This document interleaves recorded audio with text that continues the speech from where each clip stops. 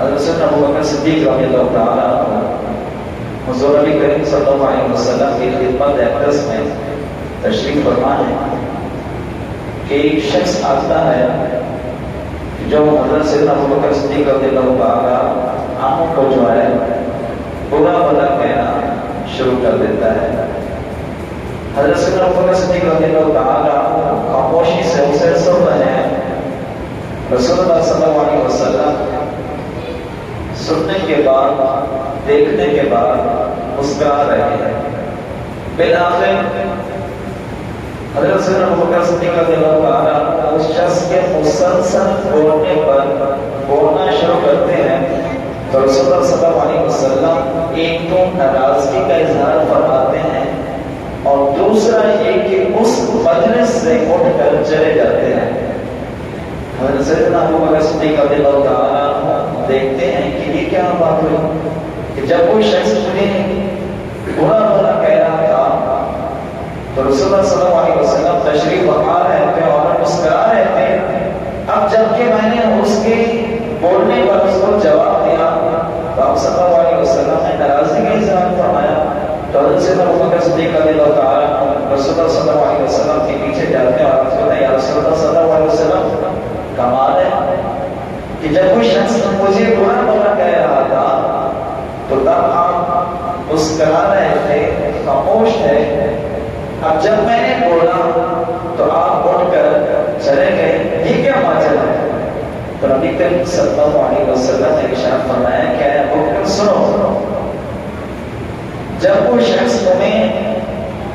برا بھلا کہہ رہا تھا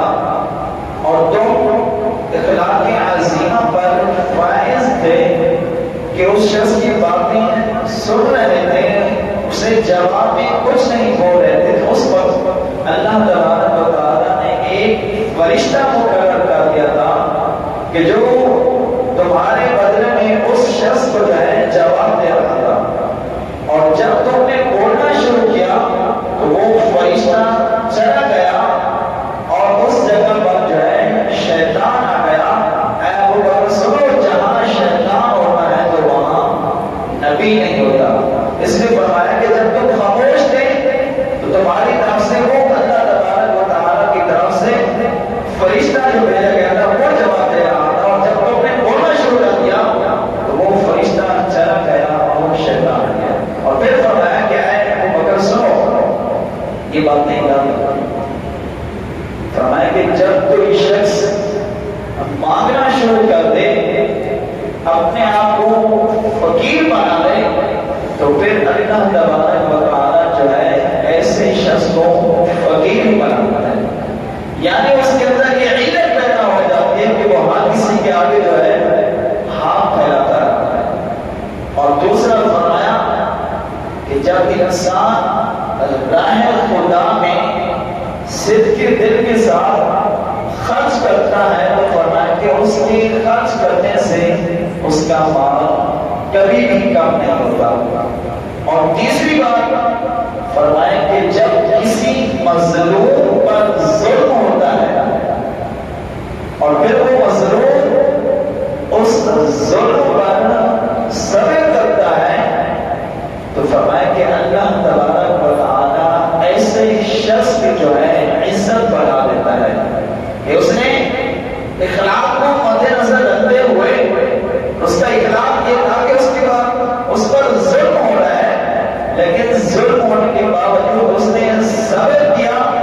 صبر کا دامن جو ہے تھامے رکھا. فرمائیں کہ اللہ تبارک و تعالیٰ جو ہے ایسے شخص کی لوگوں کے درمیان جو ہے عزت بڑھا دیتا ہے. اور اما عائشہ صدیقہ رضی اللہ تعالیٰ عنہا سے روایت میں فرماتی ہیں کہ رسول اللہ صلی اللہ علیہ وسلم نے ارشاد فرمایا کہ مومن جو ہے اپنے اخلاق کی وجہ سے, اچھے اخلاق کی وجہ سے اللہ تبارک